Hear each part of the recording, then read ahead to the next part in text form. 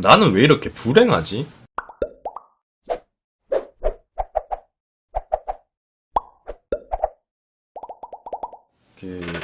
SNS 있잖아요. SNS. 님들 SNS 많이 하시잖아요. SNS 하면서 저도 가끔씩 그런 생각을 했었는데, 인스타그램 특히 하면은 많이 느끼는 게 뭐냐면은, 와, 저 사람들은 되게 행복해 보이고 다 잘 사는 것 같고 이런데 나는 왜 이렇게 불행하지? 약간 이런 생각을 많이 했었어요.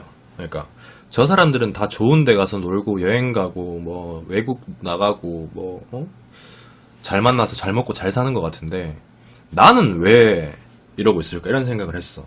근데 그 와중에 이걸 태그를 받았어요. 제가 한번 보여드릴게요.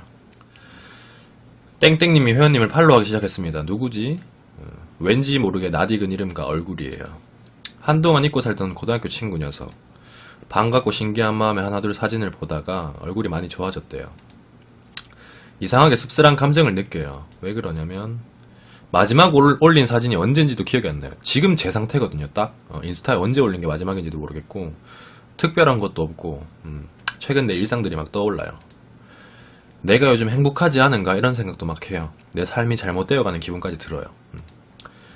근데 이제 유럽에서 가장 주목받는 지식인 롤프 도벨리라는 사람이 이 끝없는 SNS 행복 경쟁에 많은 사람들이 힘들어하는 이유를 밝혔대요. 그 이유가 뭐냐면 당신은 지금 뇌에 속고 있다는 거죠. 이게 팩트예요. 어떻게 속고 있냐면 우리에게는 두 개의 자아가 있어요. 근데 첫 번째는 현재 순간을 체험하는 경험 자아라는 거예요. 그리고 두 번째는 그 경험들을 평가하고 정리하는 기억자라는 게 있대요. 자, 근데 중요한 건 뭐냐면 이 두 가지 중에 기억자가 압도적인 영향력을 미친대요. 기억자가 경험자보다. 바로 여기서 우리는 속는 거라는 거죠. 어떻게 속고 있냐? 기억에 남을 만한 특별한 일들은 더 가치 있고 높게 평가를 해요.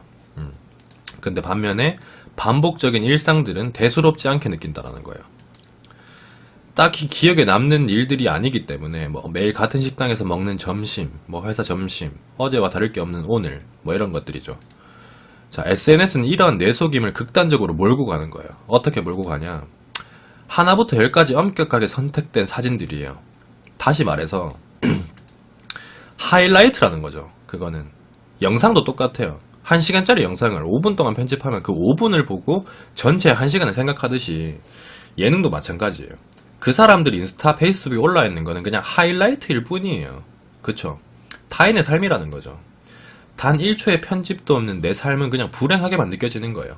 왜? 24시간 동안 내가 어떻게 사는지는 내 스스로가 제일 잘하는 건데 내가 보는 타인의 모습은 그냥 하이라이트일 뿐이에요. 그러니까 내 스스로가 더 불행해지는 거지. 더 이상 속으면 안 된다라는 거죠. 끊임없이 의식해야 됩니다. 매일이 크리스마스인 삶은 이 세상 어디에도 없습니다. 파티의 주인공이 된 것 같은 황홀한 밤은 있었으나 내겐 혼자 밥을 먹는 날이 더 많았고 영원하길 바랐던 여행의 순간들도 길어도 일주일이면 끝난다는 사실이죠.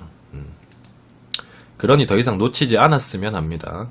언제 올지 모르는 인생의 하이라이트가 아닌 내 삶의 90%인 일상의 행복들을 말이죠. 조금 지났지만 앞으로는 새해 인사가 바뀌었으면 합니다. 행복한 일만 가득해가 아니라 행복을 느낄 줄 아는 사람이 되자. 와, 롤프 도벨리의 불행 피하기 기술이라는 책이에요. 불행 피하기 기술.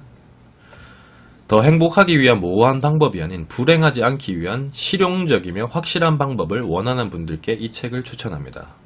한번 읽어보시면 굉장히 좋을 것 같아요. 박수. 요거 좀 공감을 많이 하시나 보네요. 다들 박수를 치고 그러시네.